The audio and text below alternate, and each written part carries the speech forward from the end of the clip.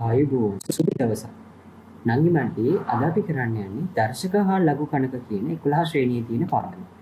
ඒකේ ලඝු කණක කියන කොටස තමයි අද අපි කරන්න යන්නේ. 11 ශ්‍රේණියේ එක කොටස කියන පෙළ පොතේ. හරි නංගි මල්ලි දැන් අපි කතා කරන්න යන්නේ ලඝු කණක නීති ටිකක් ගැන. ඇත්තෙන්ම ඔබට මතක ඇති 10 ශ්‍රේණියේ අපි මෙන්න මේ ලඝු කණක නීති දෙක ඉගෙන ගත්තා නේද? වඩාත් හොඳයි ඔබ ටිකක් දුර්වල ශිෂ්‍යයෙක් නම් අනිවාර්යයෙන්ම මේකට අදාළ පුනරීක්ෂණ අභ්‍යාස තියෙනවා මේ පාඩමේ මුලදීම ඒ ටික කරලා එනක ඔබට වඩාත් හොඳයි මේ ටික මතක් කරගන්න. එතකොට මේක ඔබට වඩාත් හොඳින් පැහැදිලිව මේ පාඩම තේරෙයි. හරි නංගි මල්ලි. ඉතින් මෙන්න මේ වගේම අපි තවත් ලඝු ගණක සමීකරණ ටිකක් හදාගන්න තමයි යන්නේ. හරි. මෙන්න මේක බලන්නකෝ. ලඝු පහේ පාදය 125 පහේ 4 බලය. අපිට ඒක ලියන්න පුළුවන් නේද මෙන්න මේ කියලා තියෙන ආකාරය. මෙතන 4 බලයක් නේ තියෙන්නේ. ඒ කියන්නේ මෙතන 4 පාරක් 125 ගුණ වෙනවා. නේ? ඊට පස්සේ මෙන්න මේ නීතිය මතක ඇතිනේ. ඒක මම වැඩි කියන්න ඕනෙත් නැහැ නේද? අර ගුණිතයක් තියෙනකොට ඒක ඓක්‍යයක් වෙනවයි කියලා ඔබට මතක තියෙන මේ නීතිය. අන්න ඒ නීතිය භාවිතා කරලා නංගි මල්ලියේ අපි මෙන්න මෙහෙම කොටස් හතරකට මේක කඩා ගන්නවා. ඊට පස්සේ මේක අපිට ලියන්න පුළුවන් 4යි ලඝු පහේ පාදය 125. දැන් මෙන්න මේ දෙක සසඳලා බලන්නකෝ. මෙන්න මේ සමේ අපිට ආපු උත්තරෙත් එක්ක අපිට දීලා තියෙන ගාන ඒකේ ඔබට පේනවද මෙන්න මේ 4 කියන සංඛ්‍යාව අන්තිමට අපි එළියට අරන් තියෙනවා නිකන් සංගුණකයක් ලෙසවත්. දැක්කද?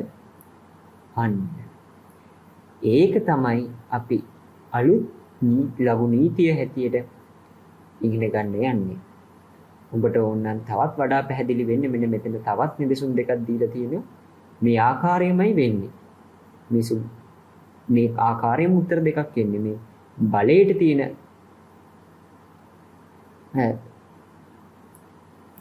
සංඛ්‍යාව මෙන්න මෙතන ඇවිල්ලා තියෙනවා. සංගුණකයක් ලෙස. මෙතනදිත් ඒකමයි වෙලා තියෙන්නේ. ඉතින් නංගි මල්ලියේ මෙන්න මේ ඔබට පෙන්නලා තියෙන සමීකරණය අපිට පැහැදිලිව පේනවා අපි මේ ඉගෙන ගත්ත විදියෙම තමයි මේ සමීකරණය ගොඩ නැගිලා තියෙන්නේ.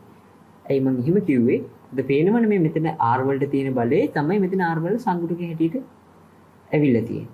නේද? හරි. දැන් අපිට මේ නීතිය භාවිතා කිරීමෙන් අපිට ඕනනම් පූර්ණ නොවන බලයක්ත් අපිට එහෙම ගන්න පුළුවන්. ප්‍රශ්නයක් නැහැනේ. මොකද මේ නීතියට අනුව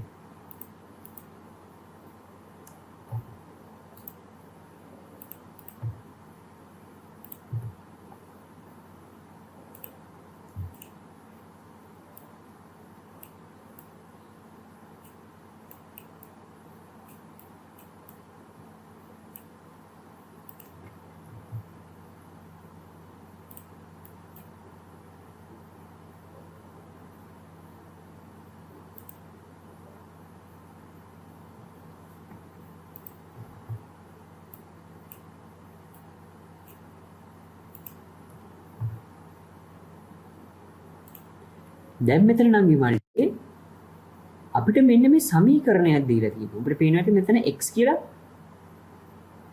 බීජීය සංඛ්‍යාවක් තියෙනවා. අපිට මේ සමීකරණය විසඳන්න කියලා තියෙනවා නේද? ඒ මොකෝ කරන්නේ? අපි ඉස්සෙල්ලාම මේ LGX කියන සංඛ්‍යාව මේ කොටස උක්ත කරගන්නවා. නැත්තම් වෙන් කරගන්නවා සමීකරණ එක පැත්තකට. ඒකනේ උක්ත කරගන්නවයි කියන්නේ. ඔබට මතක ඇතිනේ.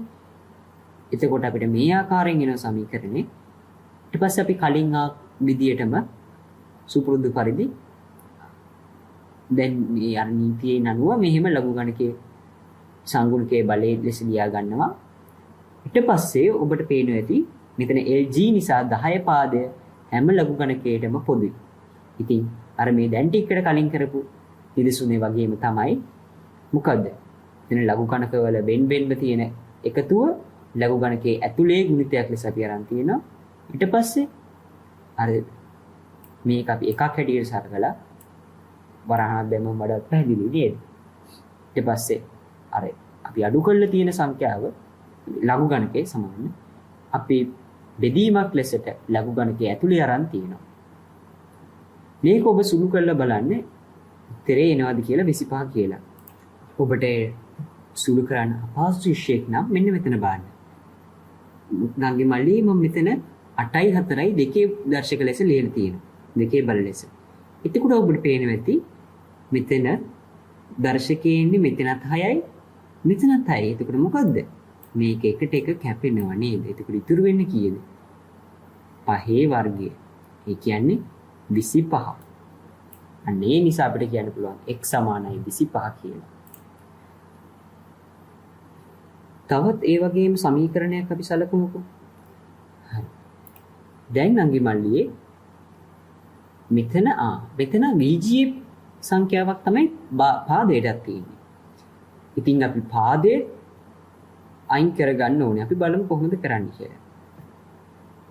ඉස්සල්ලාම මොකෝ කරන්නේ අපි? මෙතන නම් වැරදීමක් වෙලා තියෙන්නේ එකම පේලියයි print වෙලා මේ ඊට පස්සේ අපි මොකද කරන්නේ? මේ අර නීතියෙන් මොකද කරන්නේ? සංගුණක ගන්නවා දර්ශක ආකාරයේ ලඝු ගණකයට. නේද? මෙතනින් දැත් ඒක කරා. හරි. එතකොට දැන් ලඝු B පාදේ විතරයි තියෙන්නේ කිසිම සංගුණකයක් නැහැ මේකේ. මෙන්න මේ කොටසේ වම් පැත්තේ තියෙන කොටස අපිට පේනවා ඇතිනේ. අන්න. එතකොට නම් මල්ලි දැන් අපි මේක කීපතාවක් මෙන්න මේ ආකාරයේ ගන්න විදිහ මම කියා දුන්නා. ඉතින් දැන් ඔබට ඒක හොඳට තේරෙනවා ඇති. නේද? දැන් මෙහෙම ගත්තට පස්සේ ඔබට පේනවා එතකොට ආයිමත් ලඝු B පාදයේ තමයි දෙපැත්තෙම තියෙන්නේ සංගුණක කිසිම දෙයක් නැහැ. ඉතින් අපිට කෙලින්ම ලියන්න පුළුවන් මේ ලඝු ගණක ඇතුලේ තියෙන දෙක සමානයි කියලා. අන්න ඒකෙන් තමයි අපි එතකොට මේ B කියන පාදය අයින් කරගන්නේ. ලඝු ගණකෙත් එක අයින් වෙනවනේ නේද? එතකොට මෙතන x වර වර්ගමූලය නැත්නම් x වල භාග බලයට අපිට උත්තරයක් එනවා. ඕකත් ඔබ සුළු කරලා බලන්නකෝ. බලන්නකෝ මෙන්න මේ වගේ දෙන්නේ කියලා. අපිට 72 ලියා ගන්න පුළුවන් නේද නංගි මල්ලි? 9 වාරයක් 8 කියලා. අන්න. එතකොට මොකෝ? මෙන්න මේක ලස්සනට කැපෙනවා. අපිට ඉතුරු වෙන්නේ මොකද්ද? එක පමණයි. හරි. ඊට පස්සේ මෙතන එම පේලිය මෙතන ලියලා නැහැ. ඒගොල්ලෝ ඒකේ ලියලා එක පාටම වර්ගයේ මුළු සමීකරණයම දෙපැත්ත වර්ග කරලා තමයි එක පාට ලියලා තියෙන්නේ. ඔබට පේනවා ඇති නේද? ඇයි වර්ග කරලා තියෙන්නේ? මෙන්න මේ වර්ගමූලය අයින් කරගන්න නේද? හරි. එතකොට අපි x ඉතුරු වෙනවා එකේ බලය. මොකද අපි දන්නවා එකේ ඕනෑම බලයක් එකමයි කියලා. නේද? අපි උදාහරණයකට ගත්තොත් එකේ 1000 බලය වුණත් ගත්තොත් කියන මොකද්ද? එක 1000 වාරයක් 1000 වාරයක් ගුණ වෙනවා. ඒක කොච්චර වාරයක් ගුණ වුණත් අපි දන්නවනේ එකයි කියලා. අන්න ඒකයි අපි කියන්නේ මෙතන උත්තරේ එකයි කියලා. හරි. එතකොට අපිට එනවා x සමාන 1 කියන උත්තරේ. දැන් අංගි මල්ලියේ මෙතන ස්ථාපනය කරන්න කියලා වචනයක් තියෙනවා. ස්ථාපනය කරන්න කියන්නේ ඔප්පු කරන්න කියන අර්ථය. ඒ කියන්නේ අපිට මේ සමීකරණ ඔප්පු කරන්න කියලා තියෙනවා. ඔප්පු කරනවා කියන්නේ මොකද්ද? අපි කොහොමද ඒක කරන්නේ? ඒක කරන්නේ ඉස්සෙල්ලම අපි මේ වම් පැත්තේ කොටස තියෙනවනේ නේද? මෙන්න මේ වම් පැත්තේ කොටසයි සුළු කරගෙන යනවා දිගට. මෙන්න මෙතන කරලා තියෙන්නේ ඒක. වම් පැත්තේ කොටස ඊට පස්සේ අපිට යම්කිසි අගයක් එතනට එනවනේ නේද? ඒ එන අගේ අපි මේ පැත්තත් සුළු කරලා එන අගේට සමාන වෙනවයි කියලා පෙන්නනවා. මේක තමයි මෙතන මේ දකුණු පසත් සුළු කරලා තියෙන්නේ. අපි බලමු ඒක කොහොමද කරන්නේ කියලා. හරි. ඉස්සෙල්ලම වම් පැත්ත. වම් පැත්ත නංගි මල්ලියේ අපි සාමාන්‍යයෙන්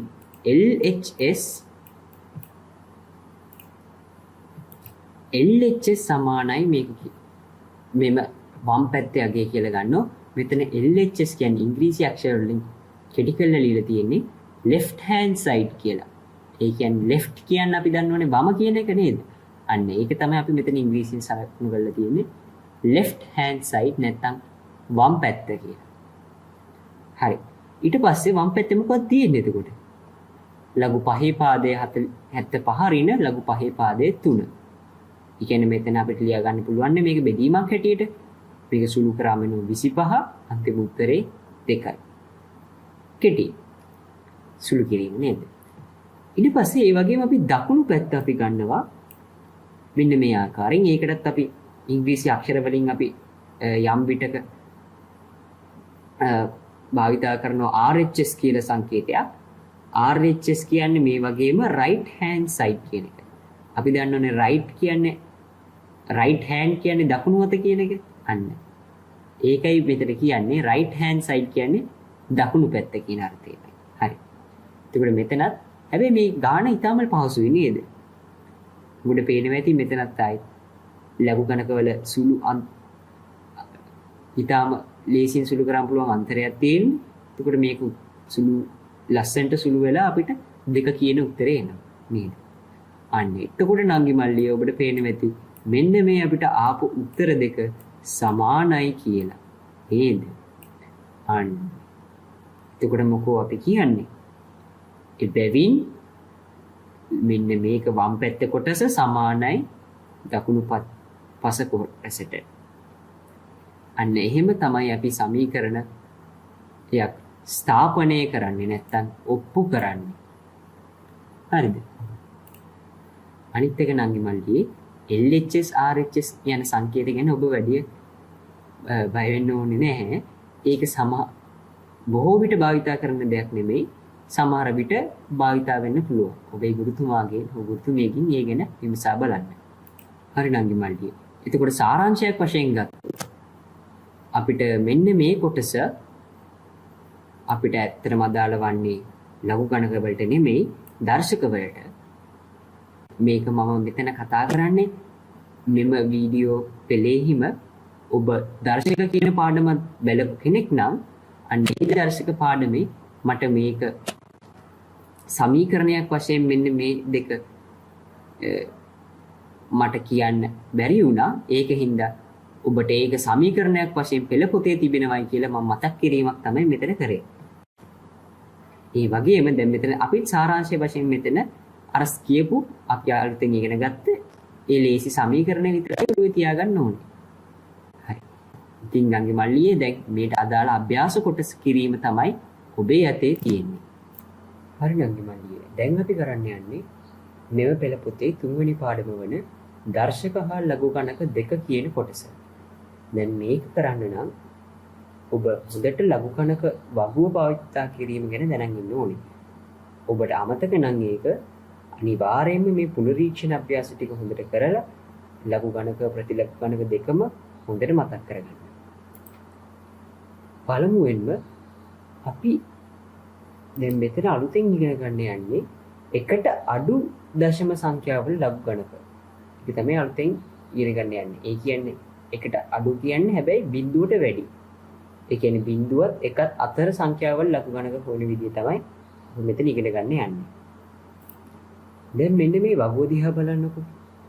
ඔබට පේනවා ඇති මෙන්න මේ ටික අපි 10 ශ්‍රේණිය ඉගෙන ගත්ත ලඝු ගණක ආශ්‍රිත පාඩම් වලින් අපිට උසුළු කරගන්න පුළුවන් කියලා. නේද? මේ වගේ අපි ඔක්කොම කරානේ. කියන්නේ දැන් මෙතන 5යි 4යි 3යි 2 කියන අංක වලින් තමයි මේ ලඝු ගණකේ තියෙන්නේ. සංඛ්‍යාව තියෙන්නේ. අර දශම ස්ථානය තමයි වෙනස් කරලා තියෙන්නේ නේ. ඉතින් මේ අපි මේ වගේ ඔක්කොම කරානේ මට මතක ඇති. ඉස්සෙල්ලා මම කිව්ව විද්‍යාත්මක අංකණයෙන් උත් කරන්න පුළුවන් නේද?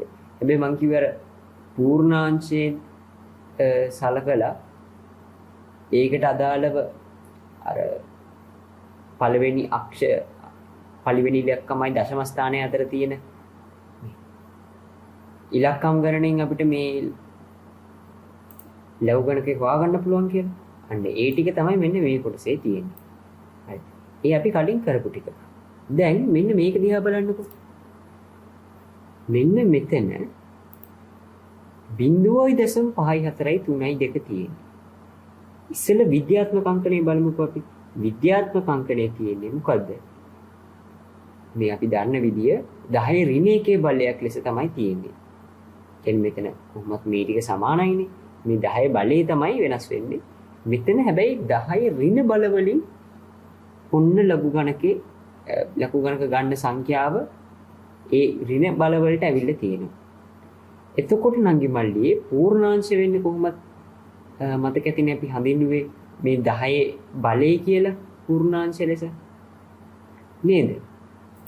මොකද මේ 10 විද්‍යාත්මක අංකණය ලිව්වම 10ට එන්න ලද දර්ශකයේ තමයි මෙන්න මේක කියනවා අපි කලින් අපි දන්නේ වයින් බලුවා. දැන් මෙතන පූර්ණාංශයේ බිඳුව.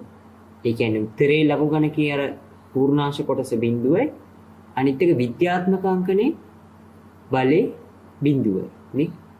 මතකනේ අපි මේ දෙක සමානයි කියලා මේකයි සමානයි කියලා කිව්වා. මේකත් ඒ වගේම තමයි නන්දිමල්ලිය. මෙම කොටස ගැන දැම්ම ඕගොල්ලෝ බලන්න එපා.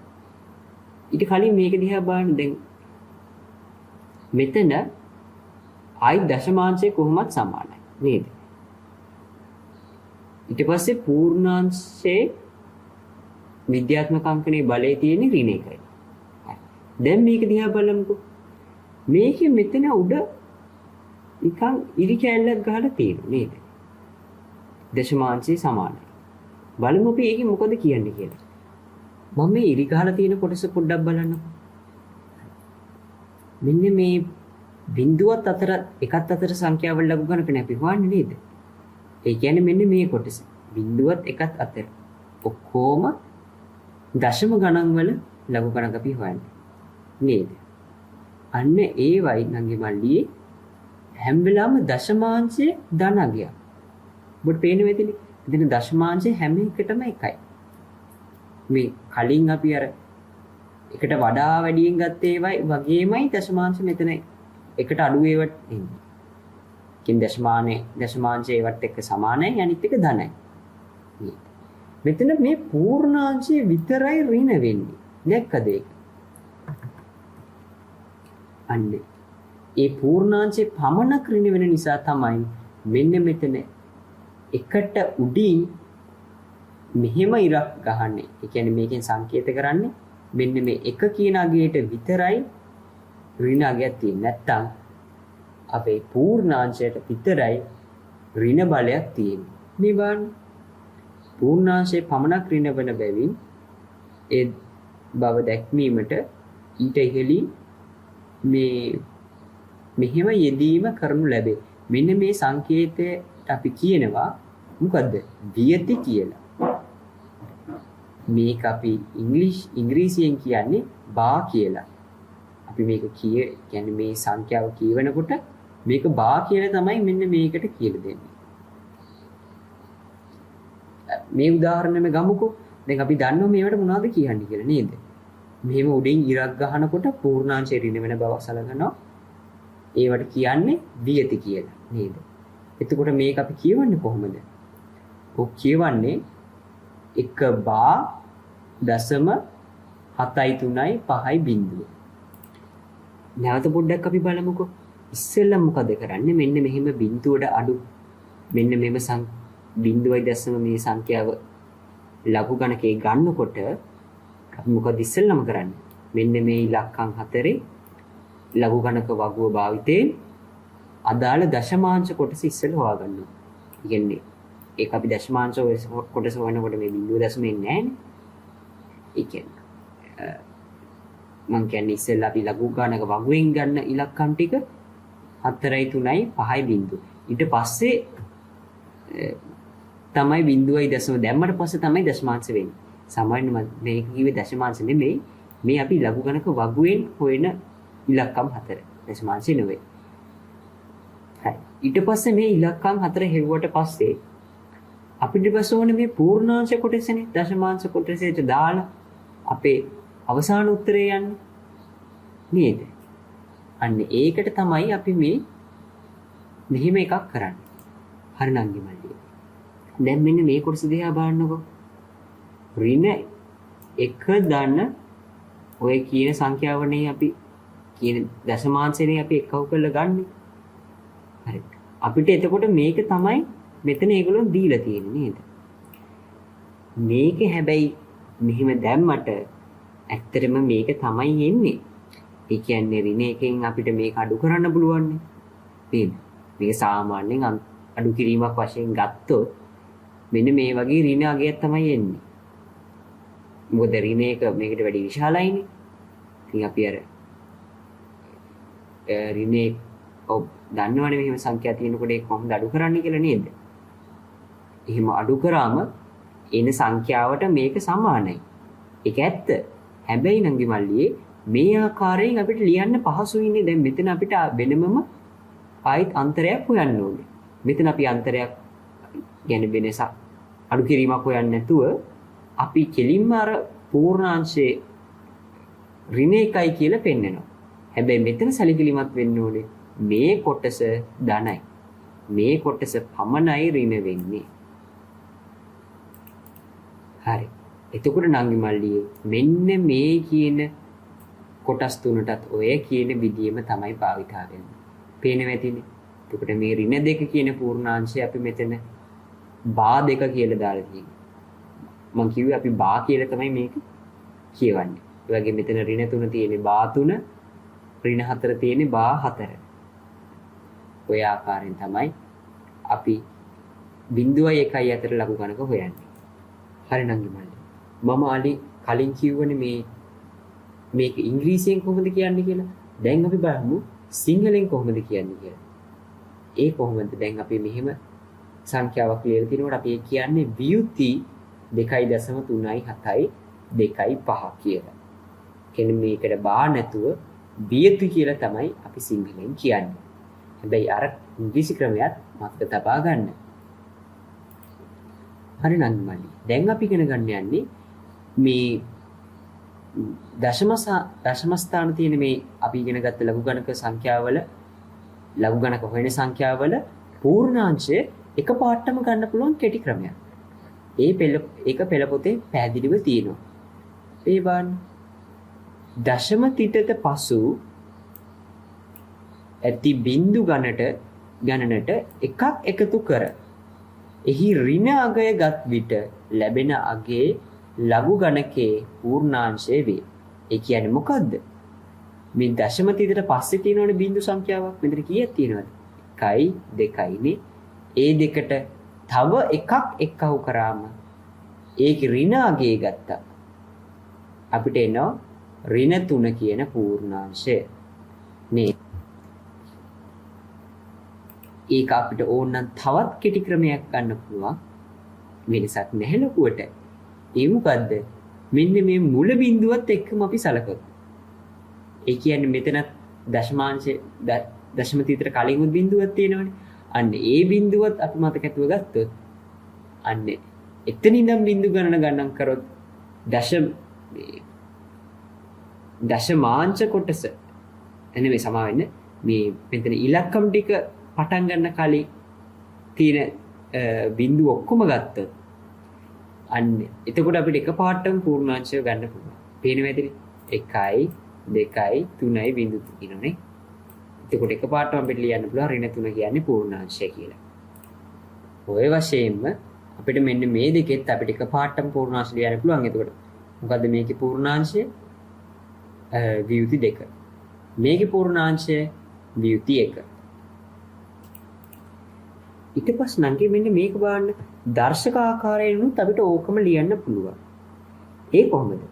දැන් අපි මෙතනට ආවට පස්සේ මෙතන අපි දන්නවනේ LG කියන්නේ ලඝු 10 පාදයේ. එතකොට ඒක දර්ශක ආකාරයට හැරෙවුවොත් එන්නේ මේක කියලා ඔබට පේනවනේ. අන්න.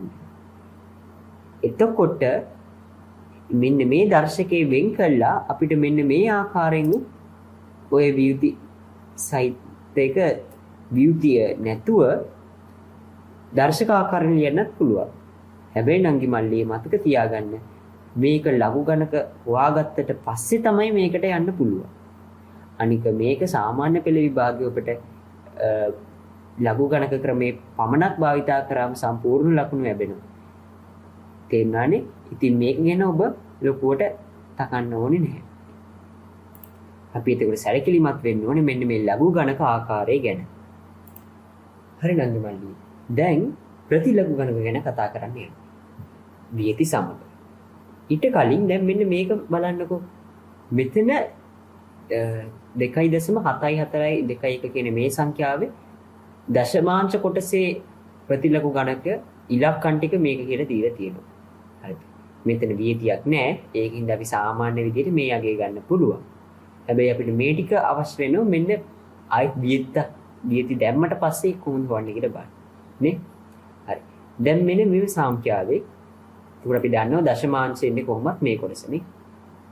මම කිව්වේ එතකොට අපි දශමාංශය ගත්තේ ගමන් අපි විද්‍යාත්මක අංකණකින් කොහොමත් ලියනකොට අපි ලියන්නේ පළවෙනි ඉලක්කමට පස්සේ මෙතන තිත දාලා කිනේ. හරි. ඊට පස්සේ මෙතන විද්‍යාත්මක අංකණයට 10 බලය එන්නේ මොකද්ද? අන්න ඒ අපි ප්‍රතිලඝු ගණක ගන්න ලඝු ගණක සංඛ්‍යාවේ වියතිය තමයි. වියති බලය තමයි මෙතනට එන්නේ. ඊට පස්සේ මේක සුළු කරලා තමයි 10 ඍණ 2කින් වැඩි කරාම මෙන්න මේ සංඛ්‍යාව එන්නේ. ඔබට මේ 10 ඍණ 2කින් වැඩි කරන එක අපහසු නම් මම අර කලින් 10 ශ්‍රේණියේ කියපු විදිහට මේක කරන්නත් පුළුවන්. ඒ මොකද්ද? මං කිව්වේ ඉස්සෙල්ලම ලඝු ගණක හොයනකොට හෙව්වට පස්සේ අපි හිතින් මේක දාගන්නවයි කියලා. ඒ කිව්වේ දැන් මෙතන අපි ඇන්ටිලොග් සලකනකොට අපි ඉස්සෙල්ලම මේ දශමාංශය කොටසෙන් ප්‍රතිලඝු ගණකේ හොයලා මං කිව්වේ අර කලින් විදිහටම අපි මෙතන හිතින් දාගමු මෙතන දශම තෙත් තියෙනවා කියලා. හරි. ඊට පස්සේ අපි මේ පූර්ණාංශයට අදාළ කොටස අදාළ සංඛ්‍යා ගණන කියන්නේ ඉලක්කම් ගණන පිටිපස්සට දැන් අපි යන්නේ මේ හරියටම දශමාංශයේ තියෙන තැන හොයාගන්න. අපි කලින් අර පූර්ණාංශය ධන වෙන අවස්ථාවක අපි ඉස්සරහට මං කිව්වේ අපි පැන පැන යන් කියලා. මෙතන අපි පණින්නේ පිටිපස්සට. හරි. ඔතෙන් දශම පූර්ණාංශය මොකක්ද තියෙන්නේ? වියති 2 නැත්නම් ඍණ 2. එතකොට අපි කීයක් පයින්න ඕනේ? 2ක් පයින්න ඕනේ. ඒ ඉස්සෙල්ලා එකක් පැන්න. හරි. එතකොට මෙතන බිඳුවක් දාගත්තා. මේ දෙක අතරින් ඊට පස්සේ තව එකක් පැන්න. ඔන්න දැන් හරියට මෙනවා. දැන් බලන්න එතකොට 0.05යි 22 තමයි එන්නේ. බලන්න මේ උත්තරෙම නේ මෙතනක් තියෙන්නේ. හරි. ඔය අයරින්ම තමයි නංගි මල්ලියේ මෙන්න මේකත් අපි කරන්නේ. මෙතන වියතිය තියෙන්නේ 1 කියලා. වියති 1. එතකොට අපි ඉස්සෙල්ලාම දශමාංශයට හරියන දශම දාලා එකක් පිටිපස්සට ගියාම මේ උත්තරේ එනවා. දැන් අපි වියතිය ඇතුළත් ලඝු ගණකවල එකතු කිරීම හා අඩු කිරීම තමයි බලන්න යන්නේ. මේකෙදි නංගි මල්ලියේ අපි සැලකිලිමත් වෙන්න ඕනේ බොහෝම දශමාංශයේ කොටස වෙනමත් පූර්ණාංශයේ කොටස වෙනමත් තමයි අපි සුළු කරන්නේ. අන්න ඒක ගොඩාක් සැලකිලිමත්ව ඉන්න ඕනේ දෙයක්. හරි. උදාහරණයක් ලෙස මේක බලන්නකෝ. මෙන්න මෙතන. අපේ වියති 2.0 මේ සංඛ්‍යාවයි වියති 1.0 මේ සංඛ්‍යාවයි අපිට මෙන්න මේ ආකාරයෙන් ලියා ගන්න පුළුවන්. අපි දන්නවනේ ඒක වියති අයින් කරාම එක ඍණ 2 ධන කියලා එනවා. නේද? අපි ඉස්සෙල්ලා ඒ ආකාරයෙන් සංඛ්‍යා දෙක ලියාගෙන ඊට පස්සේ මොකෝ කරන්නේ? පේනවා ඇතිනේ. අපි ගන්නවා වියති නැත්තම් අර ඍණ බලති ඍණ සංඛ්‍යාව වන පූර්ණාංශ ටික වෙනම අරගෙන දශමාංශ ටික වෙනම සුළු කරනවා. ඒකනේ මම කිව්වේ. දශමාංශ කොටස වෙනමත් පූර්ණාංශ කොටස වෙනමත්. අන්න. එතකොට අපිට මේ මෙතන ඍණ 2 ඍණ 1 ඍණ 3යි මේ දෙක සුළු කරාම අපිට එන උත්තරේ තමයි 0.7558. නේ. ඊට පස්සේ අපි මොකද කරන්නේ? මේ ඍණ 3 ආයෙමත් වියතියක් හැටියට ලියන එක තමයි කරන්නේ. හැබැයි ඔබ සුළු කිරීමට පොඩ්ඩක් හොඳට කරන්න පුළුවන් ශිෂ්‍යයෙක් නම් මෙන්න මේ කෙටි ක්‍රමයේත් ඔබට භාවිතා කරන්න පුළුවන්. ඔබ කැමති නම් පමණයි. ඒ මොකද්ද? අපි ඉස්සෙල්ලා මෙහෙම වියතිත් එක්කම අපි සංඛ්‍යා දෙක ලියා ගන්නවා. හරිද? ඊට පස්සේ මේ දෙක සාමාන්‍ය විදිහට ඉස්සෙල්ලා දශමාංශ දෙක එක්කව කරනවා. දැන් එතකොට මෙතන මේ ටික 8යි, මේ දෙක එතන 11යි, එකක් ඉතුරුයි.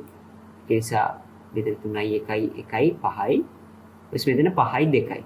එතකොට 7ක් ඉතුරුයි. 7ක් ඉන්නේ සම වෙන්නේ ඉතුරු නැහැ. ඉතුරු වෙන්නේ බිඳුවයි.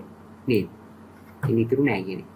ඒක හින්දා අපි මොකද කරන්නේ? මෙතන වියති දෙක එක්කව කරනවා. ඒ කොහොමද? මම ඒකයි කිව්වේ ඔබට සුළු කිරීම ලෙහෙසි නම් අපිට වියති දෙක අපි දන්නවනේ ඍණ 2 ඍණ 1 කියලා. නේද? ඒ කියන්නේ මොකද්ද? ඍණ 3. ඍණ 3 තමයි මම කෙලින්ම වියති 3 කියලා දැම්මේ. අපි දන්නවනේ මේ දෙක සමානයි කියලා නේද? මොකද ඍණ 3 ධන මේ ওই දශමාංශ කොටස තමයි තියෙන්නේ. නේද? ඔය ආකාරයෙන්ම නංගි මල්ලියේ අපිට මෙන්න මේකත් සුළු කරගන්න පුළුවන්. කොහොමද? සාමාන්‍යයෙන් මේ වියදි ඉස්සෙල්ලම අයින් කරගන්නවා. ඊට පස්සේ මොකෝ කරන්නේ? ඊට පස්සේ වියදි අර පූර්ණාංශ කොටස් ටික වෙනම සුළු කරගන්න. එතකොට අපිට මෙතන ඍණ එකක් එනවා. ඊට පස්සේ දශමාංශ කොටස් දෙක වෙනම සුළු කරගන්න. එතකොට මෙතන මෙන්න මේ කියන අගේ එනවා. ඊට පස්සේ මොකද කරන්නේ? ඊට පස්සේ ඔබට මේක එකපාරට සුළු කරන්න සාමාන්‍ය සංඛ්‍යා දෙකක මේ දශම සහිත සංඛ්‍යා දෙකක අඩු කිරීමක් නේ තියෙන්නේ නේද? ඔබට ඒක සුළු කරන්න පුළුවන් නම් මේ උත්තර එකපාරට ගන්න පුළුවන්. නැත්තම් මේ දෙක අයිත් වෙනස් කළා මේ අපිට ගන්න පුළුවන්. මොකද අපිට කිලින් පේනවා මේක වෙනස් කරේ ගම ඍණ එකට ධන එක කැපෙනවායි කියලා නේ. අන්න එතකොට අපිට බොහොම පාසුයි මේ උත්තරේ එකපාරට එනවා. හරි. ඒ වගේම තමයි මෙන්න මේ තුන්වෙනි නිදසුන. ඉස්සෙල්ලාම වියති අයින් කරගත්තා. පූර්ණාංශ කොටස් දෙක වෙන වෙන වශයෙන් ගත්තා. ඒ දෙක සුළු කරාම එනවා අපිට ඍණ 2 කියලා. නේද? හරි. ඊට පස්සේ අපි දශමාංශ කොටස් ටික වෙන වෙන වශයෙන් ගත්තා. ඊට පස්සේ ඒ දෙක සුළු කරාම අපිට එනවා 1.228. ඊට පස්සේ මෙතනත් ඔබට අර කලින් එක වගේ පේනවා ඇති. මොකද්ද? පූර්ණාංශය වෙන් කරගත්තම අපිට බොහොම පහසුවෙන් පේනවා මේ දෙක සුළු කරගන්න පුළුවන්. මොකද්ද? එතකොට ඍණ 2 ධන 1 කියන්නේ ඍණ 1යි. ඔය ඍණ 1 කියන එක තමයි අපි මෙතන වියති එක කියලා ලියලා තියෙන්නේ. නේද? අන්න නංගි මල්ලි. එතකොට ඔබ සැලකිලිමත් වෙන්න ඕනේ. මෙන්න මේ දශමාංශ කොටස සුළු කරාට පස්සේ එන කෑල්ල තියෙනවනේ මේ දෙකේම. අන්න ඒ කෑල්ලට ආවට පස්සේ ආයිමත් අර පූර්ණාංශ කොටස වෙන් කරගත්තම අපිට සුළු කිරීම ඉතාමත් පහසුයි. මොකද එතකොට මේ දශමාංශ කොටස වෙනසක් වෙන්නේ නැතුවම තමයි උත්තරේ එන්නේ කොහොමද? හැබැයි අපිට ඒක බොහොම පැහැදිලිව මෙහෙම සුළු කරගන්න පුළුවන්. දැන් නංගි මල්ලේ අපි වියති සහිත ලඝු ගණක අඩු කරන්න තමයි යන්නේ. පළවෙනි නිදසුන බලන්නකෝ. මොකද්ද? වියති 2.5143 ඍණ 1.3143. සාමාන්‍ය පරිදිම කලින් කරා වගේම ඉස්සෙල්ලා පූර්ණාංශ කොටස වෙනස් කරගන්නවා. වියති අයින් කරගන්නවා. ඊට පස්සේ මොකෝ කරන්නේ? මේකේ පූර්ණාංශය අයින් කරගෙන මේ දෙක එක්කව කරගන්න. එතකොට මොකෝ වෙන්නේ අපිට? මෙතන ඍණ 2 ඍණ 1ක් එනවා. එතකොට ඍණ 3යි. ඔබට ඊට පස්සේ පේනවා ඇති පූර්ණාංශ මේ දශමාංශ කොටසත් අපිට ඒ වගේම වෙන වෙනම සුළු කරගන්න පුළුවන්. ඒක නම් බොහොම ලේසි උත්තරයක් එන්නේ. මොකද 0.2. එතකොට මේ දෙක එක්කව කරාම වියති 3 ධන 2 තමයි එන්නේ. දශම 2 තමයි එන්නේ. හරි. ওই ආකාරයෙන්ම අපිට මොකද? අර දෙවෙනි නිදසුනත් කරගන්න පුළුවන්. නේද? දැන් මෙතනත් පූර්ණාංශ ටික කොහොමත් අපි වෙන් කරගන්න. නේ? එතකොට මෙතන වාන්නේ පූර්ණාංශ වෙන් කරගත්තම මොකද්ද වෙන්නේ කියලා? මෙතන ඍණ වැඩි කිරීම ඍණ ධන වෙනවා. එතකොට මේ දෙක ධන එක පූර්ණාංශ වල එකතුව ගත්තම 3 වෙනවා. හරි. එතකොට මේ දෙක සුළු කරලා බලන්න. මේ දශමාංශ කැලි දෙක එතන ගානට ඍණ 0.4ක් එනවා.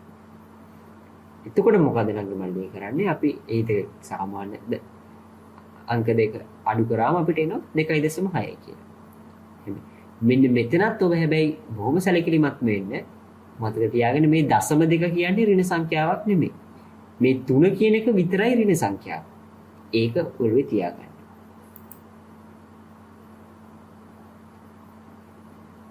ඔය ආකාරයෙන්ම අපිට මෙන්න මේ නිදසුනත් කරගන්න පුළුවන්. නේද නංගි මල්ලි? මොකද ඔබටම මේක මේ තනියම අධ්‍යයනය කළා ඔබටම වාන්න පුළුවන් වෙන්න මේ කියන 0.4 කියන උත්තරේ නවද කියලා. මොකද මේක බොහොම පහසු අඩු කිරීමක්. මෙතනත් සලකන්නකො මේ 4 වෙනි නිදසුන. මෙතන මොකක්ද තියෙන්නේ? සාමාන්‍ය විදිහට අපි මෙහෙම නීති දෙකක් තියෙනවා. එතකොට මොකද කරන්නේ? පූර්ණාංශ දෙක වෙන වශයෙන් ගත්තා. එතකොට අපිට එනවා පූර්ණාංශ දෙක සුළු කරාම ඍණ 1 කියන පූර්ණාංශ කොටස. හැබැයි දශමාංශ කොටස පොඩ්ඩක් හොඳින් බලන්න. දශමාංශ කොටසත් අපි සුළු කරාම මෙතන ඍණ සංඛ්‍යාව ලොකු ඍණ සංඛ්‍යාවකින් පොඩි ධන සංඛ්‍යාවක් අඩු කරන්නේ දශමාංශ සංඛ්‍යාව. ඒකට අපිට එන්නේ ඍණ 0.4. දැක්කද? අන්න නංගියේ මල්ලි දැන් ඕක අපිට ලියන්න බෑ වියති 1.4 කියලා. ඇයි? මම ඒකනේ කිව්වේ මෙතන 4 කියන එකත් ඍණ සංඛ්‍යාවක් නේද? ඒකට අපිට ඕක ලියන්න පුළුවන් ඍණ 1.4 කියලා විතරයි. නේ? එතකොට අපිට ලොකු ප්‍රශ්නයක් හිටිනවා. මොකද්ද? අපි ප්‍රතිලඝු ගණකත් හොයනවනේ මේවත් එක්කම බොහෝ තැන්වල ප්‍රතිලඝු ගණක ඍණ සංඛ්‍යාවල් වලට හොයන්න බෑ. ලඝු ගණක වගුව ආශ්‍රිතයි. ලඝු ගණක වගුව භාවිතා කරන්න පුළුවන් ධන සංඛ්‍යාවල ප්‍රතිලඝු ගණක මං කියන්නේ. ධන සංඛ්‍යාවල ප්‍රතිලඝු ගණක හොයන්න පමණයි. ඉතින් මොකද්ද? ඒක නියමයක් වගේ. ඒක ඔළුවේ තියාගන්න. ඉතින් අපි මෙතන මොකද්ද කරන්න ඕනේ? මේ ඍණ එක කොහොම හරි කරලා අයින් කරගන්න ඕනේ නේද? ඒක තමයි මෙන්න මෙතන ඔබට බොහෝ පැහැදිලිව කියලා තියෙන්නේ. දැන් අංගි මල්ලේ බාන්න මෙහෙම තිබ්බම මට දාන්න පුළුවන් නේද මෙහෙම? ඍණ එක ධන කියලා මට අපි කියනවා අතින් දානවා වගේ කරන්න පුළුවන් නේද? මෙතන මැදට මම එක්කව කරන්න. මොකද මම හිතන්නවා ඍණ එක ධන එක බිඳුවයි කියලා. ඉතින් වෙනසක් සිද්ධ වෙන්නේ නැහැ. නේ? ඉතින් ප්‍රශ්නයක් නැහැනේ. මම මේක ඍණ එක ධන එක කියලා දානවා. ඇයි අපි මේක දාගන්නේ කියලා ඔබට මෙතන තේරෙයි. දැන් මේක ඊට පස්සේ පූර්ණාංශ කොටසයි මේ ඍණ එකයි සැලකුවොත් අපිට ඍණ 2යි කියලා එනවා. නේද? ඊට පස්සේ මේ එක ඍණ 0.4 ගත්තා. ඒකට මොකක්ද දෙන්නේ? 0.6 කියලා එනවා. අන්න එතකොට දැන් මේක ධන සංඛ්‍යාවක්. දැක්කනේ ධන සංඛ්‍යාව. එතකොට දැන් තමයි අපිට මේක වියති 2.6 කියලා ලියලා අපිට අවශ්‍ය නම් ලඝු ගණක ප්‍රතිලඝු ගණක හොයන්න පුළුවන් මේ වගේ අවස්ථාවක පමණයි. උන්නන්ගේ මල්ලි ඔබ මතක තියාගන්න ඕනේ. අපි මේ වගේ ලඝු ගණකයක් සුළු කරලා තියන්නේ අපිට ප්‍රතිලඝු ගණකයක් හොයාගන්න පුළුවන් ආකාරයකට. දැන් මෙතනත් මම කිව්වේ ඍණ 1.4 කියලා ලියන්න පුළුවන්. ඒක මෙතනදි වැරද්දක් නෑ. හැබැයි ප්‍රතිලඝු ගණක හේවනවා නම් මෙතන අපිට ඒක කරගන්න බෑ. හරි. දැන් ඔබ සුළු කිරීමට දක්ෂ ශිෂ්‍යයෙක් නම් මෙන්න මේ කොටසත් බලන්න. ඒ මොකද්ද? මෙතන මම කියලා දෙන්නේ අර කලින් කිව්වා වගේ මෙන්න මේක සුළු කරගන්න කෙටි ක්‍රමයක්. අපි බලමුකෝ. දැන් මෙතන අපිට පේනවා මේ ඔක්කොම ටික බිඳුව වෙනවා කියලා ලස්සනට. නේද? නේ? හරි. ඒකට මෙතනනේ අපිට ප්‍රශ්නේ හිටින්නේ නේද? මෙතන නංගි මල්ලි අපි මොකද්ද කරන්නේ? මේ වියුති දෙක කපලා අපි ලියා ගන්නවා වියති 3 කියලා. ඒක කොහොමද ලියාගන්නේ? අපි අර කලින් කරපු විදිහම තමයි. ඒක අපි හිතෙන් කරන්නේ.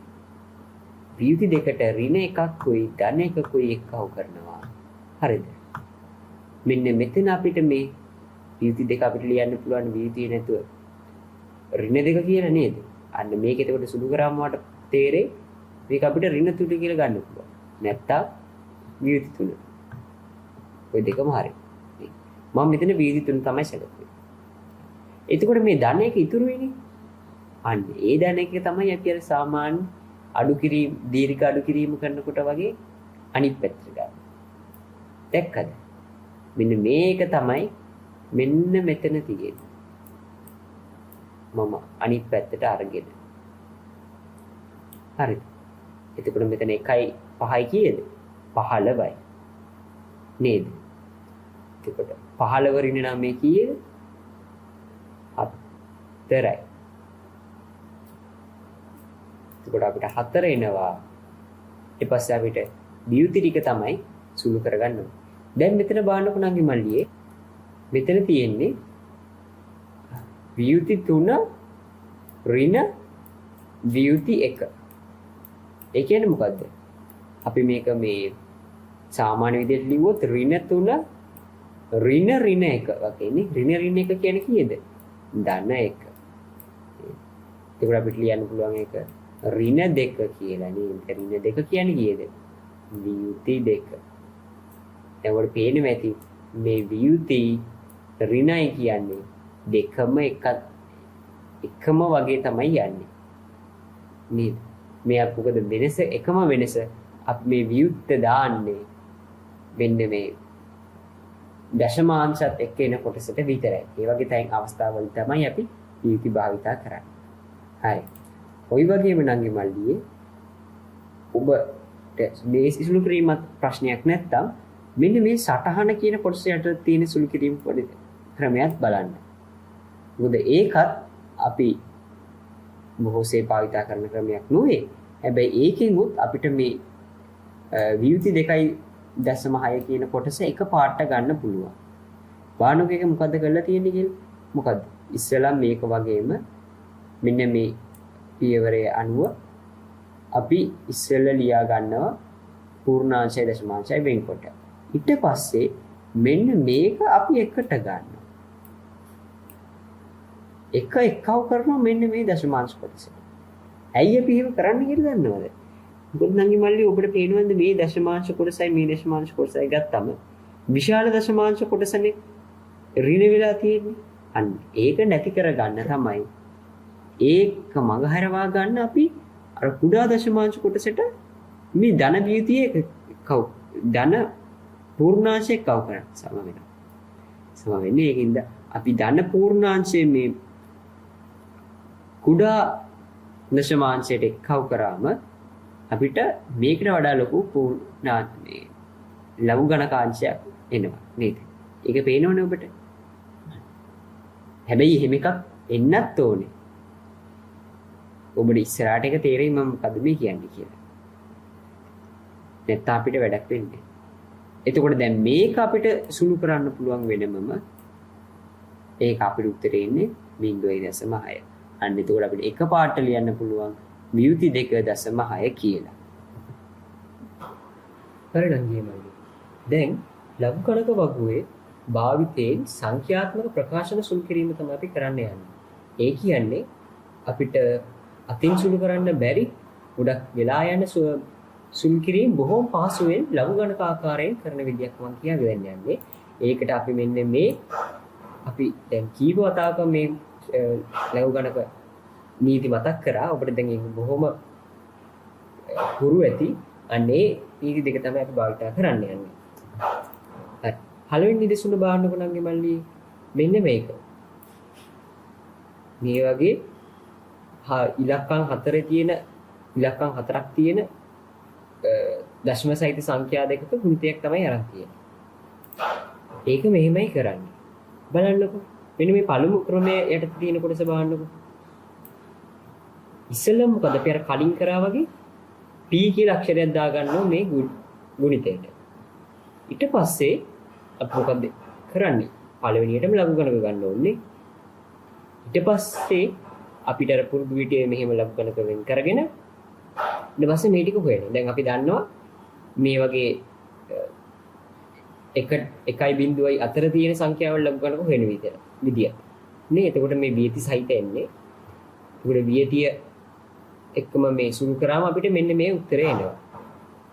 මේ ධනයකට ඍණ එක කැපිලා මේ දෙක එකතු කරාම අපිට එනවා මේ උත්තරය. ඊට පස්සේ මොකද? මෙතන තියෙන LGP නේ නේද? අපිට පස්සේ අර කලින් කරා වගේම මේ LG එක අයින් කරගන්න ලඝු ගණකේ අයින් කරගන්න දෙපැත්තෙම ඇන්ටි ලොක් දාගන්න. ඒ කියන්නේ අපි නැත්තම් අපි මේ ලඝු ගණක අයින් කළා මෙතන ඇන්ටි ලොක් විතරක් දාගන්නේ. එතකොට අපි දැන් මේකත් කොයින විදිය දන්නවනේ. ඒකේ උත්තරය එන්නේ 33.03. දැන් නම් මල්ලි ඔබට පේන ඇති බොහොම ලේසියෙන්. දැන් අපි ලඝු ගණක වගුව විතරයි භාවිතා කරේ. දැන් මම මෙතන ඒක පෙන්නුවේ නැහැ ඔබ දන්න නිසා. ඔබ හැබැයි අනිවාර්යෙන් නම් මල්ලි මේ උත්තරය එනවද කියලා ඔබම සුළු කරලා බලන්න. ලඝු ගණක වගුව අදට අරගෙන බලන්න ඔබට මේ උත්තර දෙක ගානට එනවද කියලා. හරි.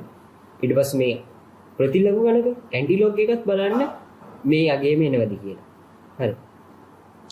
එතකොට ඔබට ඒකට ගත වූ කාලයත් ඔබ ගත්තොත් ඔබට තේරෙයි කොච්චර පහසුවෙන් අපිට මේක සුළු කරගන්න පුළුවන්ද කියලා නේද? හරි. අනිත් එක නංගි මල්ලියේ අපි දැන් මේ පාඩම අවසන් වෙනතුරු මෙන්න මේ දර්ශක ආකාරයෙන් සුළු කිරීම කියලා දෙවන ක්‍රමයක් හැම විටම තියෙනවා. ඒක අපිට අවශ්‍ය වන්නේ නැහැ. මොකද ඔබට සාමාන්‍ය පෙළ විභාගයේදී මෙන්න මේ ලඝු ගණක ආකාර ක්‍රමේ පමනක් කරාම සම්පූර්ණ ලකුණු ලැබෙනවා. මම කලින් කිව්වේ. ඉතින් මම දිගටම මෙන්න මේ කොටස මම සලකන්න යන්නේ නැහැ. හරියට අංගිය මල්ලිය. ඊළඟ නිදර්ශන. මෙතන තියෙන්නේ බෙදීමක් සලකලා නේද? එතකොට අපි දන්නවනේ මේ බෙදීමත් එක්ක කොහොමද අපි ලඝු ගණක හසුරවන්නේ කියලා. අන්න අර අපි කලින් ඉගෙන ගත්ත සමීකරණේ අනුව මෙහෙම අපි ඉස්සෙල්ලම මේකට අපි දාගන්නවා p කියලා. ඊට පස්සේ දෙපැත්තෙම ලඝු ගණක ගන්නවා. ඊට පස්සේ ලඝු ගණක ඇතුලේ බෙදීමක් තියෙනවා කියලා අපිට පැහැදිලිව පේනවා. එතකොට මොකද්ද මෙතන ලඝු ගණක වල අන්තරය ගන්නවා. අන්තරය ගත්තට පස්සේ අන්න මේ දෙක ඔබට බාරයි සුළු කරන්නට. මම මෙතන කරන්නේ නැහැ. ඔබට සුළු කිරීම පුරුදු වෙන්නත් එක්කම සුළු කිරීම කියන්නේ මේ ලඝු ගණක වගුව ආශ්‍රිතව සුළු අගයන් හොයන්න පුරුදු වෙන්න. මේක ඔබම කරලා බලන්න මේ උත්තර දෙක එනවද කියලා. හරි. එතකොට නංගි මල්ලියේ මේ උත්තර දෙක ආවට පස්සේ ඔබට තවමත් පොඩ්ඩක් අපහැදිලි නම් මම මේක තව දැන් කියන්න දෙන්න යන්නේ. ආයිමත් මොකද්ද අපි කරන්නේ? මෙතන මේ දශමාංශයයි පූර්ණාංශ කොටසයි වෙන් කරගන්න නේද? මෙතනත් ඒකමයි කරලා තියෙන්නේ. හැබැයි මෙතන වියුති නැති නිසා අපි කෙලින්ම ඍණ 1 කියලා එළියට අරගෙන අනිත් එක මෙතන හැබැයි ඔබට පේනවා ඇති මේ මුළු සංඛ්‍යාවම ඍණයි නේ? වියුතිත් නැහැ. ඒකින්ද මේ මුළු සංඛ්‍යාවම ඍණයි. ඒකින්ද මෙතන ඍණ 1 ඍණ 0.273 බිඳුව තමයි එන්නේ. පැහැදිලිනේ? ඊට පස්සේ මොකෝ කරන්නේ? අපි මෙන්න මේ පූර්ණාංශ කොටස වෙනම සුළු කරනෝනේ. ඒකට අපිට ඍණ 3 කියලා එනවා. ඊට පස්සේ දශමාංශ කොටස වෙනම සුළු කරනවා. ඒකට අපි ධන මෙන්න මේ යගේ කියලා එනවා. ඊට පස්සේ වියුති වශයෙන් ලිව්වම අපිට මේ උත්තරේ එනවා. දැන් ආයමත් පොඩ්ඩක් මතක් කරගන්නකෝ මම කිව්වනේ අපිට ප්‍රතිලඝු ගණක හොයන්න නම් අනිවාර්යෙන් මේ දශමාංශ කොටස ධන වෙන්න ඕනේ කියලා. දැන් මෙතන ධනයි නේද? ඒක තමයි මම මතක් කරේ දැන්. එතකොට අපිට හොයන්න පුළුවන් ප්‍රතිලඝු ගණක නේද? ඒකට ඇන්ටි ලොග් හෙව්වම නංගි මල්ලියේ මෙන්න මේ අගයන් ටික එන්නේ මේ 4යි 6යි 6යි 6යි කියන අගේ තමයි අපිට වගුවෙන් හම්බෙන්නේ. ඊට පස්සේ අපි පූර්ණාංශය යෙදුවම අපිට අර කලින් කියපු විදිහට මෙතනින් අපි හිතෙන් තීත තියා ගන්නවා පළවෙනි ඉලක්කමට පස්සේ. ඊට පස්සේ මේ පූර්ණාංශයට අදාළ මේ වියුති සහිත පූර්ණාංශයක් නම් ඒට ඒ තියෙන ඉලක්කමට අදාළ ගණනක් අපි පිටිපස්සට යනවා වියුතිය තියෙන නිසා. අපි කලින් කර ඉස්සරහට යනකනේ වියුති තියෙන නිසා අපි පිටිපස්සට යන්නේ. 1යි 2යි 3යි ආන්න. එතකොට අපි දශම ස්ථානේ දාන්නේ මෙන්න මෙතන. ඒ කියන්නේ දශම ස්ථානයට පස්සේ බිංදු දෙකක් එක්ක තමයි මේ ඉලක්කම් ටික අපි ලියන්නේ. හරි නේද? මේ නිදසුනත් බලන්නකො නම් ගෙවල්ලිය. මෙතන මේක පොඩ්ඩක් ලොකුවට තිබ්බට අර අපි ඉගෙන ගත්ත එකම තමයි නේ. වෙනසකට තියෙන්නේ මෙතන ගුණ කිරීමයි බෙදීමයි එකට ලියලා. නේද? ඒත් අපි සාමාන්‍ය කරා වගේ මෙහෙම වෙන වෙනම අපිට ගුණ කිරීම එකතු කිරීම හැටියට ලියලා මෙතන බෙදීම රින් හැටියට ලියලා සුළු කරන්න පුළුවන්. දැන් අනිත් ටිකත් මම කියා දෙන්නම්. මොකද ඔබට මේ පොඩ්ඩක් අමාරුයි කියලා හිතන ශිෂ්‍යයෙක් නම් ඔබට මේ කියන ටික බොහොම වැදගත් වෙයි. එතකොට නම් මල්ලියේ මේ ටික නම් ඉතින් ඔබ කොහොමත් ලඝු ගණක වගුවෙන් තමයි හොයන්න ඕන. පොඩ්ඩක් වෙලා අරන් හෙව්වට ප්‍රශ්නයක් නැහැ නේ. ඊට පස්සේ දැන් මෙතන පේනවා ඇති ව්‍යුති දෙකක් විතරයි තියෙන්නේ. නේද? ඒ ටික අපි වෙන වෙන වශයෙන් ලියා ගන්නවා. දශමාංශය වෙනමයි පූර්ණාංශය වෙනමයි කියලා. හැබැයි නංගි මල්ලි දැන් ඔබට මෙතන පේනවා ඇති මේක මේ පියවර මේ සුළු කරා වගේ මේ පියවරත් සුළු කළා නැහැ.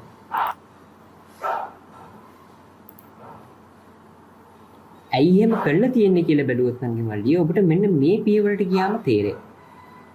මොකද්ද වෙලා තියෙන්නේ එතකොට? මෙන්න මෙතන ව්‍යුති දෙක අයින් කරාට පස්සේ මෙතනදී කියන අපි මේ දෙක විතරක් සුළු කළා මෙන්න මේ අගේ අපිට එනවනේ නේද? අන්න. ඒකේ මේ සංඛ්‍යාවේ ඊට පස්සේ අපි පූර්ණාංශ දශමාංශ වෙන වෙනම ලිව්වම මේ ටික ලස්සන්ට කැපෙනවයි කියලා ඕගොල්ලෝ පේනවා ඉතින්. මෙතන රිඩින් වැඩි කිරීම රින් එක වුණාම ධන එක වෙනවනේ. ඉතින් ලස්සන්ට ඒ ටික කැපෙනවා.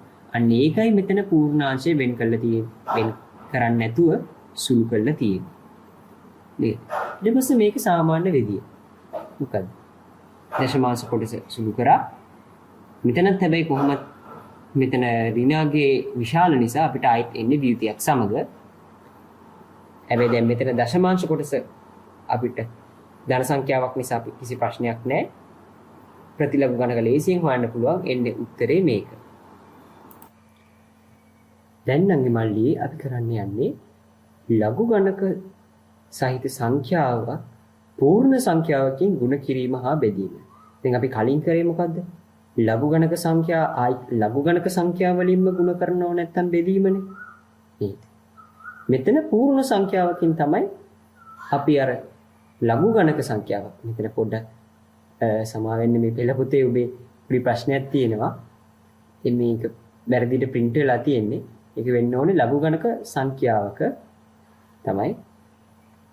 ඒක පූර්ණ සංඛ්‍යාවකින් ගුණ කරාම හා බෙදීම තමයි කරන්න යන්නේ. මෙතන විශේෂත්වය තමයි නංගි මල්ලි අපි සාමාන්‍ය ක්‍රමයට තමයි සුළු කරන්නේ.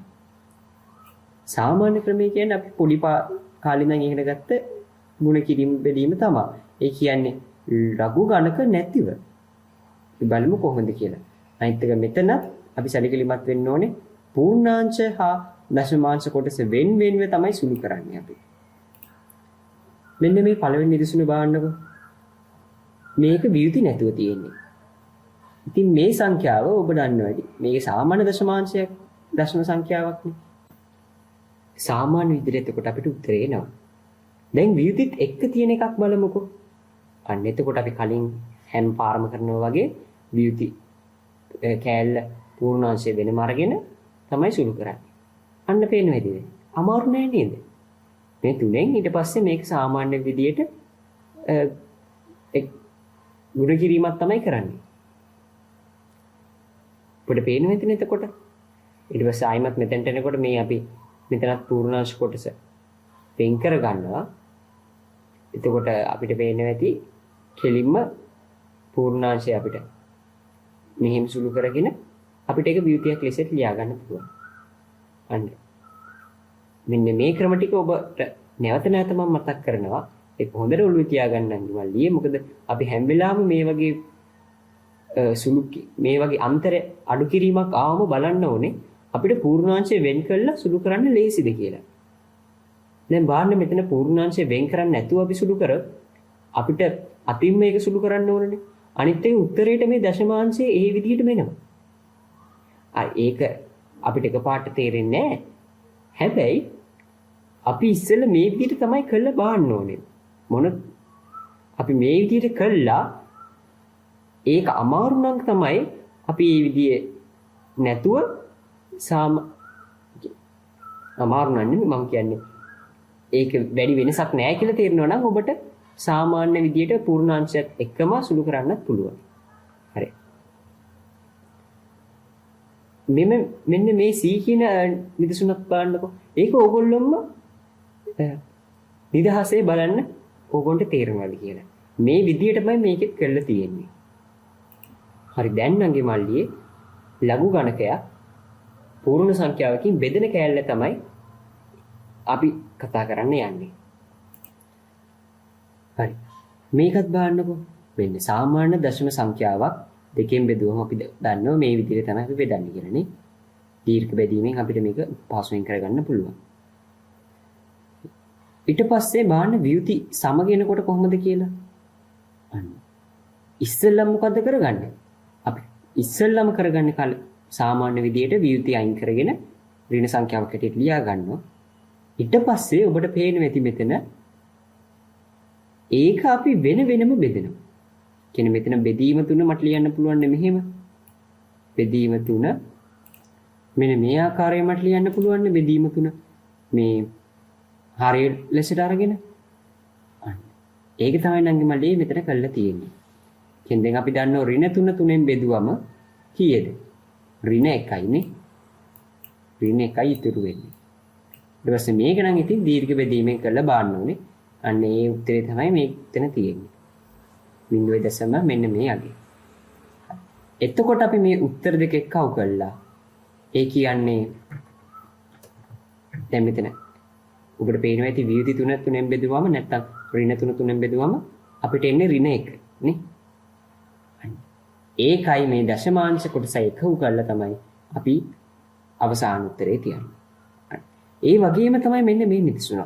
බලන්නකෝ. මෙතන තියෙන්නේ ව්‍යුති 4.8.3.22. උඩ කලින් වගේම මේ දෙක වෙන් කරගත්තා. ඊට පස්සේ ව්‍යුති 4 නැත්තම් ඍණ 4 දෙකෙන් බෙදෙනවා. මෙතන ව්‍යුති 4 කියලා අරන් තියෙන්නේ. එක දෙකෙන් බෙදුවම අපි දන්නවා එන්නේ ව්‍යුති 2. ඔබට මේක අපහැදිලි නම් අපිට ලියා ගන්න පුළුවන් මේක ඍණ 4 බෙදීම 2. ඒ කියන්නේ ඍණ 2යි. ඊට පස්සේ ඔබට ඒක අර ඍණ 2 එක අපිට දා ගන්න පුළුවන් ව්‍යුති 2 කියලා. ඔබට මේක අපහැදිලි නම්. ඊට පස්සේ නංගි මේ නංගි මල්ලී දශමාංශ අපි බෙදුවට පස්සේ මේ උත්තරේ එනවා. ඊට පස්සේ මේ උත්තර දෙක එක්කව කරලා කලින් වගේම අවසාන උත්තරය අපි ගන්නවා. දැන් නංගි මල්ලී අපි බාන්න යන්නේ මීට වැඩි පොඩ්ඩක් වෙනස් කරනවා. දැන් ඔබට පේනවා ඇති මෙතන පූර්ණාංශයේ හරියටම අපි බෙදෙන සංඛ්‍යාවෙන් බෙදෙනවයි කියලා නේද? මේ දෙකේම දැන් අපි කතා කරන්න යන්නේ පූර්ණාංශයේ එහෙම හරියටම බෙදෙන්නේ නැති අවස්ථාවක් ගත්තොත්. කියන්නේ ඉතිරියක් සහිතව බෙදෙන අවස්ථාව ගැන තමයි කරන්න යන්නේ. හරි නංගි මල්ලි. එතකොට මේ A කියන නිදසුන බලමුකෝ අපි. එතකොට ඒකේ දැන් ඔබට පේනවා ඇති මෙතන පූර්ණාංශයේ තියෙන්නේ ව්‍යුති 1. එක දෙකෙන් බෙදෙන්නේ නැහැ. ඉතින් අපි කොහොමත් ඉස්සෙල්ලා මෙහෙම වෙන් කරගත්තට පස්සේ අපි මේක බෙදන්න පුළුවන් විදියට හදාගන්නවා. ඒ කොහොමද? මම කලින් කිව්ව මතකද අපි එහෙම අමාරු එකක් තියෙනවා නම් අපි අතින් දාලා හදාගන්නවා කියලා. ඒ කියන්නේ අපි කිසියම් සංඛ්‍යාවක් මේ තියෙන අගයට වෙනසක් නොවන විදියට අපි කිසි වෙනසක් එකතු කරනවා. අපි කිසිම දෙයක් එකතු කරනවා මේ මුළු සමීකරණයට මුළු වශයෙන් ගත්තම වෙනසක් නොවන විදියට. ඒ කියන්නේ මෙන්න මෙහෙම. මම මේ ඍණ 1 නැත්තම් ව්‍යුති 1 මට ඍණ 1 කියලා ලියා ගන්න පුළුවන් නේද? ඍණ 1 මම ලියනවා ඍණ 2 ධන 1 කියලා. කියන්නේ මොකද්ද මම කරලා තියෙන්නේ මේ ඍණ 1ට ධන 1කුයි ඍණ 1කුයි එක්කව කරලා. එතකොට මේ ඍණ 1 කියන එක ඍණ 2 වෙනවා. මේ ධන 1 කියන එක හැම මිතුරු වෙනවා. දැන් ඔබට පේනවා ඇති. අන්න ඒක තමයි මෙන්න මෙතන ලියලා තියෙන්නේ නංගි මල්ලි. ව්‍යුති 2 ධන 1 කියලා. මෙන්න මේක. එතකොට මේ වියුති දෙක ධන එක කියන එක ඔබට පේනවා ඇති. මේ වියුති දෙක අපිට දෙකෙන් බෙදන්න පුළුවන්. අපි බලමු මේ එකට අපි මොකද්ද කරන්න කියලා. හරි. දැන් එතකොට මෙන්න මේ කොටසේ අපේ අර ගලින් ගත්ත උත්තරේ ආදේශ කරාම මෙතන ඍණ දෙක ධන එක කියලා ගත්තාම අන්න අපි එක මෙන්න මේ දශමාංශ කොටසත් එක්ක එක්කව කරගන්නවා. මොකද මේක වියුති නැතුව නෙන්නේ. ඉතින් අපිට මේ වියුති ගැන බලන්න ඕනේ නැහැ. අපි සාමාන්‍ය දශම තියෙන සංඛ්‍යාවක් හැටියට දීර්ඝ බෙදීමෙන් බෙදෙනවා. හරි. එතකොට ඒ එන උත්තරේ තමයි මෙන්න මේ දශමාංශ කොටසට එන්නේ. ඊට පස්සේ මේ වියුතිය තියෙනවනේ. නැත්නම් ඍණ සංඛ්‍යාව. ඒක දෙකෙන් බෙදුවම අපි දන්නවා වියුති එකයි කියලා. අන්න ඒක එක්කව කරලා අපි පූර්ණාංශයට ලියනවා. ඔන්න ඒ වගේම තව නිදසුනක් බලමුකෝ. මේකේ තියෙන්නේ වියුති 1.371 2 බෙදීම 3. අන්න. මෙතන 3න් බෙදන්නේ. එතකොට අපි මේ පූර්ණාංශය ලියා ගන්න ඕනේ 3ක් සහිතව. 3 නැත්තම් 3ේ ගුණාකාරයක්. ඒ කියන්නේ 3 6 වගේ එකක් සහිතව. දැන් මෙතන 3 කියන්නේ අපිට ගන්න පුළුවන් පොඩිම සංඛ්‍යාව නිසා අපිට 3 ගන්න එක ලේසි නේද? අන්න ඒකට අර කලින් වගේම නංගි මල්ලියේ අපි මේ ඍණ එකට මෙතන ඍණ එක නෙමෙයි ගන්නෙ මෙතන දෙක. ධන දෙකයි ඍණ දෙකයි ගන්නවා. මේකට එකව ගන්නවා. කියන්නේ ඍණ එකට ධන දෙකකුයි ඍණ දෙකකුයි එකව ගන්නවා. ඔබට පේනවා ඇතිනේ. අර කලින් එකේ වගේම මේ සංඛ්‍යාව බිඳුවට සමානයි. නේද? එතකොට මුළු වශයෙන් ගත්තොත් මේ සංඛ්‍යාවට කිසිම වෙනසක් වෙලා නැහැ. හරිද? ඊට පස්සේ මේ ඍණ 1 ඍණ 2 අපි දන්නවා ඍණ 3යි කියලා. ධන දෙක එහෙම්මම තියාගෙන අපි ඒක ආදේශ කරනවා මෙන්න මේ ඍණ 1 වෙනුවට. හරිනේ. එතකොට ඒක ආදේශ කරාම ඔබට පේනවා ඇති දැන් මේකට මේක බෙදන්න පුළුවන්. කෙලින්ම. අපි ඕන එක වියුති වශයෙන් ලියාගත්තම් ඊපස්සේ වියුති 3 බෙදීම 3 කියන්නේ වියුති 1. ඒක එහෙම තියෙන්නේ ඊට පස්සේ මේ අර ආපු දෙක තියෙනවනේ මම කලින් කිව්වා වගේ ඒක මේ දශමාංශ කොටසත් එක්ක එක්කව කරනවා. මොකද අපි එහෙම එක්කව කරන්නේ මතක තියාගන්නන්ගේ මල්ලි මෙහිම අපි පූර්ණාංශයකුයි දශමාංශය එක්කව කරන්නේ මේ වගේ බෙදීමක් හෝ ගුණ කිරීමක් තියෙනකොට පූර්ණ සංඛ්‍යාවක් සමග මෙතන වියුතියක් නැත්තම් පමණයි. මොකද්ද? වියුතියක් නැත්තම් කිසියම් මේ ලඝු ගණකාශ්‍රිත ගාන පූර්ණ සංඛ්‍යාවකින් බෙදෙනවා නම් ගුණ කරනවා නම් අපිට ඒක මෙහෙම වෙන වෙනම තියෙනවා නම් එක්කව කරන්න පුළුවන්. හරි.